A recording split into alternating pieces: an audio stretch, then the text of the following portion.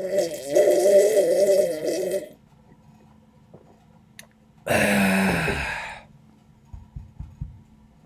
thing on? Hello. Hi, everyone. I know you miss me. I know you miss stats, and that's why I'm doing this. That's why I'm here. We're gonna do some stats together right now. Now, today's little video is not going to be. We're going to do a confidence interval for a difference in proportions. We're going to talk about what it is we did before we left. Kind of do a little refresher. This is not required for you to watch. It's more of a test for me. And I know you guys have a lot of questions right now, and you can always email me questions, and I'll do my best to answer.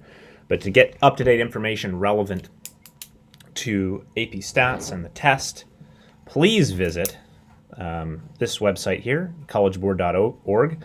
I'm not going to talk about what it says right now on the video, because if you're watching this late and you quote the video as fact, it may have changed since then. So please visit this website to check and see currently what their status is on the AP exam. I will say that as of right now, schools will be closed and school will be offered distance until May 1st is what the governor has decided. So that I do feel comfortable saying. I also want to say that I really miss you guys, and I wish I could see you, but I'm glad I've managed to figure out a way for you to be able to kind of see me while I'm teaching. So, hope everyone's doing well, and don't be a stranger. Shoot me an email. Okay, let's go ahead and get started and do some stats here. So in 10.1, we learned about inference for two populations, and basically the notation we have for that inference. Excuse me. Why is that thing there? That's driving me bonkers. Hey, there we go. Look at that. So the difference in two proportions is what we were learning about. So this little chart here shows basically if you're talking about two proportions, and we're trying to estimate the difference. And where you would use this is you're talking, what we're going to do a confidence interval for is like the effectiveness of two different medications. Or a medication and a placebo. Does a medication actually make a difference in healing somebody, right? Or how about this? How about let's compare the proportion of coronavirus cases in states that didn't close schools, or the proportion of overall deaths or something, compared to states that did close schools for an extended period of time. How are those two things related? So we can be able to compare the difference in proportions and see is this based on random variation? What's the likelihood that this happened by random chance? That kind of a thing. So we're going to have two populations. The proportion, this is the parameter of interest, and basically what he's saying, if we're talking about these two this proportion here. And we're taking samples, and we get a p-hat. All of our p-hats are going to be centered on what the true actual proportion is. Same with the other one, right? And then this is how spread our p-hats are likely to be as we are continually sampling. Okay, but this is our overall goal. Now remember, these are we're taking two random variables, just like when we talked about those two people getting married in the notes, right? Two random variables, we're taking a difference, and because we're subtracting, you have to consider all the cases, like when P1 is high and P2 is low, or when P1 is high and P2 is medium, or whatever, right? And then P1 is high, P2 is high, and then there's the P1 low. There's like all these different possibilities. So the variability ends up getting a lot bigger when you're subtracting two sample proportions. Okay, super. So this is just kind of the notation that we use, and this is the standard error of the difference of proportions. So standard error, big whoop, right? Remember, a confidence interval, we're trying to kind of guess of what the actual true difference is between these two proportions. Every confidence interval looks like a point estimate. This is just some statistic, plus or minus a critical value. We're going to be using a z critical value times the standard error.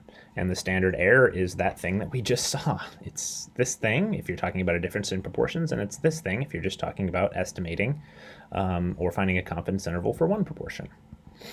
All right, so what's the point estimate we're going to use? We're going to use p hat 1, this is our point estimator, minus p hat 2. Now, you could do p hat, the way these are named is arbitrary. You can do it either way, and it's not going to make a difference. And we're using that to estimate p1 minus p2. So this is our statistic. This is our parameter that we're trying to talk about with the confidence interval. Okay, so this right here, so this is our confidence interval, this big thing. This at the top is actually this thing down below. The margin of error is this entire term. So this is our margin of error. And then this right here, that's our statistic. That is our point estimator. And then we have our z critical value right here. So there's our critical value. And this thing right here is our standard error, right? So the margin of error is the product of the standard error, which is this, times our z critical value. Now this says alpha divided by 2 because like if we're constructing like a 95% confidence interval, basically what that means is 95% confidence level. If we can repeatedly take samples and repeatedly construct confidence intervals, they're going to miss about 5% of the time, okay? And so, or they're going to hit 95% of the time, which means they will capture the true difference in proportions. But they can miss high and they can miss low. And so our error, kind of alpha, our significance level, let's say it's 0.05, we want 2.5% on the high side and 2.5% on the low side. So again, the picture of that is like, we have a curve. We want to divide our alpha up in the tails. So if this is 0.5, we have 0.05, we have 0.025 over here and 0.025 over there. Let's go ahead and get started. So patients with lower back pain are often given non-steroidal anti-inflammatory drugs like naproxen to help ease their pain. Researchers wondered if taking Valium along with naproxen would affect pain relief. Well, man, I think it would. Valium, that's some strong stuff. Okay, to find out, they recruited 112 patients with severe lower back pain and randomly assigned them to one of the two treatments. Oh, great. Random assignment. Sounds good. The two treatments are naproxen and Valium, and then we need something to compare with, or naproxen and placebo. After 1 week, 39 of the 57 subjects who took naproxen and Valium reported reduced lower back pain, compared to 43 of the 55 subjects in the naproxen and placebo group. So majority of the people are reporting a decrease in pain in their back from most groups, it would look like. But this is saying that it would appear that the proportion of subjects just based on this is slightly less than the placebo group, which doesn't sound convincing in the case of Valium being a helpful addition to the pain killing. So let's construct a confidence interval. We're going to use our speedy method. And so our first step here, now this guy, clearly the amount of hair gel present is what is directly causing the lower back pain. Look at that. Does that qualify as a pompadour? I'm not quite sure. Let's go ahead and get started. It's enough out of me. Okay. Yeah. We're going to construct a 99% confidence interval. And the difference in proportions of patients like these who would report lower back pain after taking naproxen versus after taking naproxen and placebo for a week. So let's go ahead and get started. State. What are the things that we have to state? We're going to state our confidence level. Okay. We're going to do a 99% confidence interval for P1, the difference in proportions, minus P2. That's our parameter. So we're stating our parameter of interest. We're stating our confidence level, 99%. That means if we were to repeatedly take samples and construct a bunch of confidence intervals, many of them, 99% of them should contain the actual difference in proportions. That's what we're trying to guess at. Now, if these, yeah. So anyways, let's get started. This says P1 minus P2. Which one's which? That's not helpful. So let's go ahead and state. Okay, I'm going to say where P1 is equal to the true proportion of patients. Oh yeah. Like these. We have to be very specific. I got to make sure I get this right. So proportion of patients who would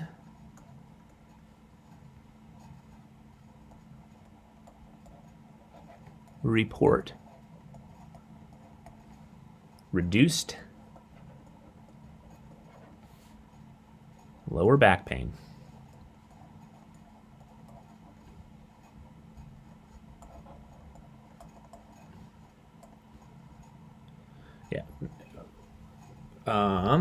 after taking naproxen in conjunction with and Valium for a week. Boy, that's a mouthful. Okay, now why did I say the true proportion of patients like these who would and not who did? That's because we're trying to talk about the entire population, not just our sample, right? We're talking about everyone who would potentially, that this could potentially affect. This is the true proportion of patients like these who would report reduced lower back pain after taking these in conjunction. From the whole group, from the whole population of people that might do that, okay? Great. All right, now let's go on to P2. It's going to be very similar. P2 is the true proportion of patients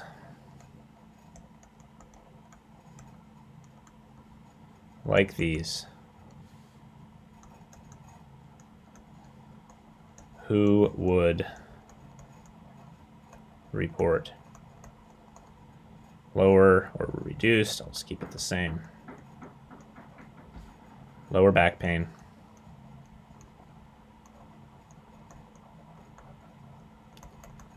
I gotta fit this baby width-wise. There we go. Let's scroll down. Reduced lower back pain after taking naproxen and placebo for a week. Bingo. Look at that. All right, let's take a look at the entire state. We've done everything that we're supposed to. Yeah, that looks pretty good. So we want to be 99% confident that our confidence interval, or our guess, kind of our guess with our proportions, is going to be containing the actual difference from the two populations. And so we're calling P1 is the reduced back pain for Valium, and then P2 is from the placebo. Okay, so we're going to be doing P1 minus 2 or Valium minus placebo. Okay, great. State. Let's go to the next step. Next step is, you said it, plan. Okay, what's plan? What do we have to do for the plan? We have to state the test that we are using. That's the first step. So we say we're going to do a two-sample.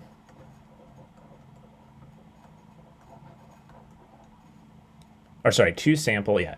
We're going to do a two-sample Z, not test, Z interval. Be careful. We're going to do a two-sample Z interval for P1 minus P2. Or you can say for a difference in proportions. Great.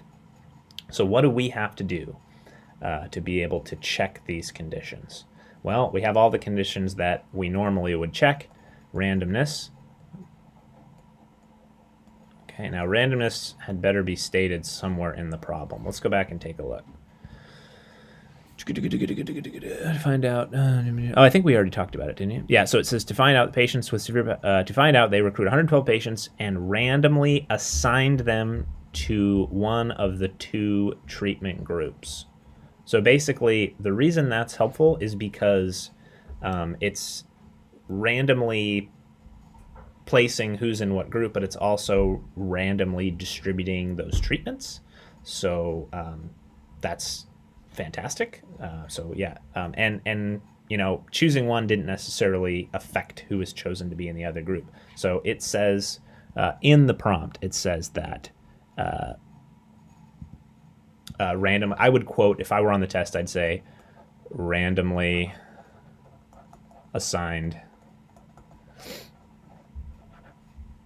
one of two treatments. And I'm just going to go ahead and apologize in advance if you hear like Kung Fu Panda going on in the background. Oscar's been watching it on repeat. You might probably get that as some ambient noise in most of my videos. That's not a problem. Okay, so we've checked that.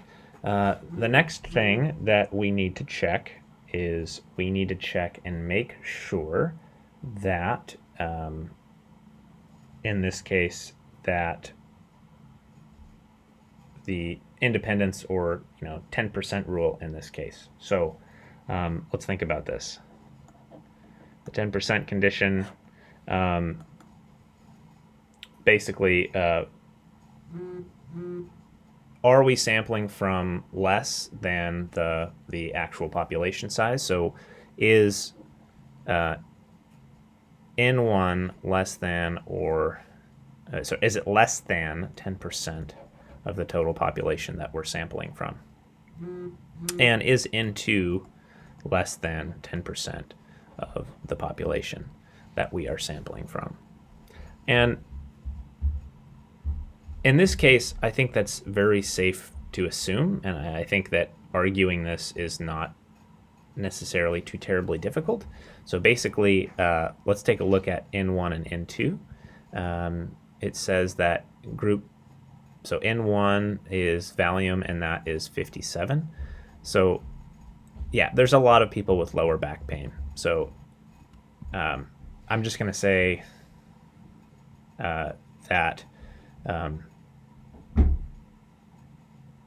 57 and what was the other one? 55?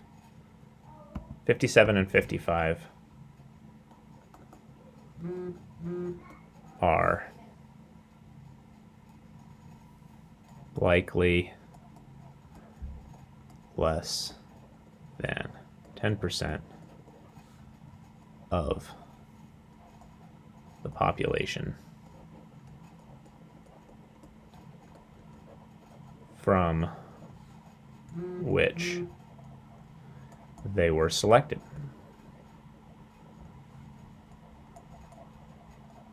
Fantastic. And then the last thing that we're going to have to check is the large counts. Okay, now for proportions, remember this is the product of N1. You would do N1 times P hat 1, and you're checking to see if that is greater than or equal to 10. You also have to check and see if N1 times 1 minus P hat 1 is greater than or equal to 10. And you have to do that for P2 as well. But remember, if you're doing we're going to have to calculate this from N1. So basically, the total number from our sample times the proportion of people that that showed reduced back pain from our sample. This is just the number of people, right? So we can check pretty easily and say like, hey, look, for N1 or for group 1, you're talking about number of successes and number of failures, and I believe that was 39. Is that right? Yeah. So 39 for group 1. So 39 is bigger than 10, so that's good. And then we can do 55. Let me double check. I'm sorry, 57. 57 minus 39 is 18. Is that correct? 9 minus 3, yeah, 18. So that's equal to 18, and 18 is bigger than 10. So this is the number of successes is greater than 10, and the number of failures, people that did not report lower back pain. Now, if you do this if you do 57 times the probability p hat 1, basically you're going to get 39. It's just I'm saving you some time. Okay, and then for the other one was 43 of 55. Okay, so to check the other one, we're going to do, let's see here, 43. 43 is greater than 10. Bazinga. And 55 minus 43 is equal to, oh, that's close, 12. But 12 is bigger than 10. So our large counts condition is satisfied. This is the number of people from population, or from sample 2 that showed reduced back pain. This is the number of people who did not. It's still bigger than 10. So we're good. All of our conditions are satisfied. So our plan stage is done. Now let's go to the do phase. Swing, do. All right, p hat 1. In order to get started, p hat 1 is equal to 39 out of 57, which is approximately 0.684. Okay, and then p hat 2 is equal to 43 out of 55, which is equal to 0.782. Fantastic. All right, so we've got p hat 1, we got p hat 2 going on here, and now we're going to calculate our confidence interval. We're going to try and do some inference to figure out where we think the true difference in proportions is going to be. To calculate our confidence interval, remember, we're going to do that, use that horrible equation, and to save on some time, I'm going to assume you have this written down. But basically, we got this ginormous thing going on here, and so I guess we can yeah, we're just going to go for it here. We're going to go ahead and do it up. All right, so we're going to do p hat 1 minus p hat 2 plus or minus our z critical value times the square root of, and we do p hat 1 times 1 minus p hat 1, all divided by n1 plus p hat 2 times 1 minus p hat 2, all divided by n over 2. Fantastico. All right, so let's go ahead and plug some numbers in. This is going to be 0.684 minus, so this is the first group. I'm going to go ahead and put this in parentheses so our eyes can kind of visually separate what's going on, minus 0.782 plus or minus. Now we have our z critical value. So how do we get that z critical value? Well, for 99% confidence interval, you're going to look for, on either side, you want 0.005 area. And so how are you going to get that value? I would use, since this is a z, I would use inverse normal and plug in the area 0.005, or use the tables in the back of your book on the standard normal tables for that area of 0.005. Again, that's our significance level alpha divided by 2. So 0.01 divided by 2 is 0.005, and you should get 2.576 as our z critical value, times, and now we have this horribly, yeah, this is going to be fun, 0.684 times 0.316, all divided by the sample size there, which is 57. Yeah, looking good so far.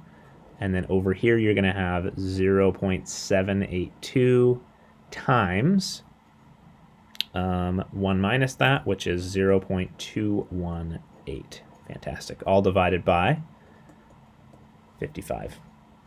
Great. Okay, so let's do some math now. And when you boil this all down, we're just going to go ahead and jump ahead. You end up with negative 0.098 plus or minus 0. I'm going to save you some time. 214. I'll let you verify that and make sure. So please try that on your own. Make sure you can get this value on your own. Make sure you can do all this math, multiply these together, and the margin of error should be 0.214. So our final interval is going to be negative, it'll be negative 0.312 all the way up to 0.116. Fantastic. Okay, so we've got our interval. So what does this mean? It means that basically we're 99% confident that the true difference in proportions between people that took Valium and naproxen and the placebo and naproxen is, or rather this interval from negative 0.312 to 0.116 is going to contain the true proportion. We're 99% confident, which means that it is possible, basically, since this is negative and this is positive,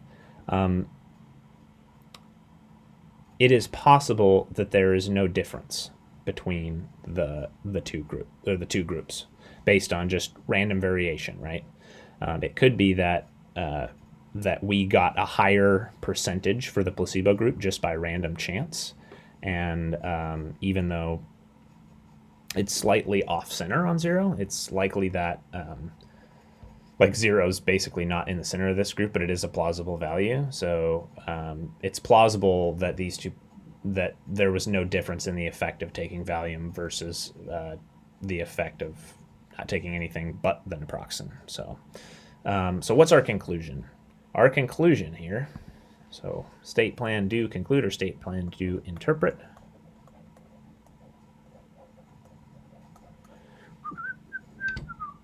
Okay. We are going to say we are 99% confident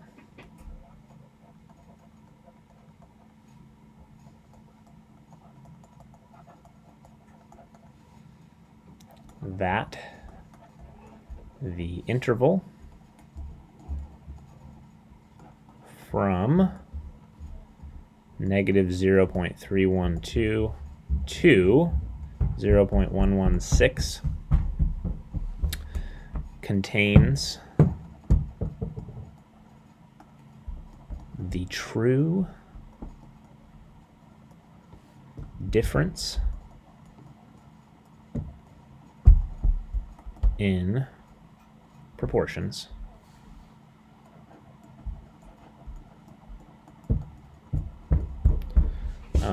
between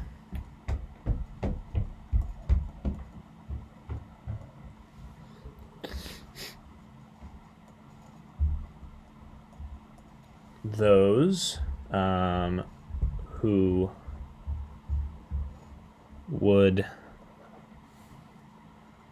report reduced lower back pain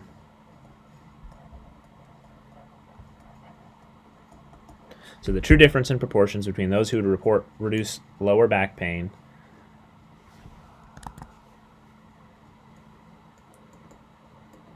after taking difference proportions between those who report reduced lower back pain after taking naproxen and Valium versus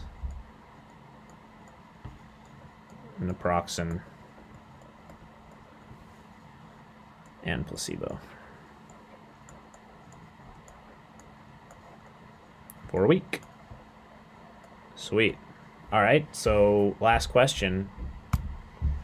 Based on your confidence interval, what conclusion would you make about whether or not taking Valium alongside with naproxen affects pain relief? My conclusion would be we don't have convincing evidence to suggest taking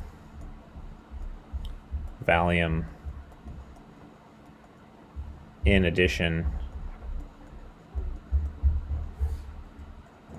to naproxen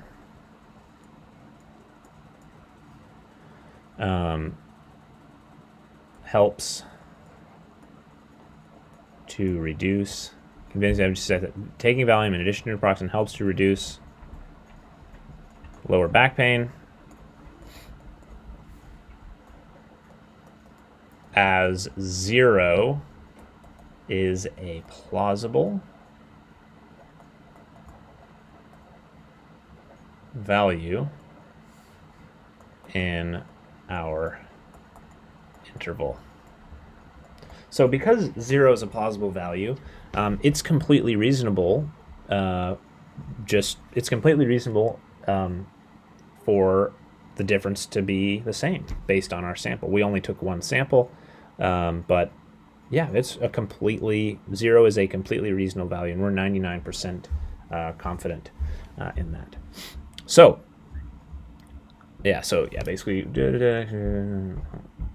yeah.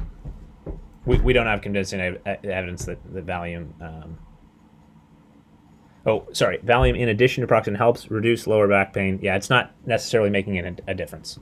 So that's all I have for you today, guys. Thanks for watching, and this was helpful for me in making my practice video, and also, I'm getting dusting the rust off and what we're learning. As soon as we get the go-ahead from the district, I will be making additional videos, and we're going to continue with Chapter 10 and forge ahead. So please email me if you have questions, and I really wish I could see and talk to you guys. It's kind of strange without you. So anyways, we'll see you guys later, and hope you're having a great day. Bye.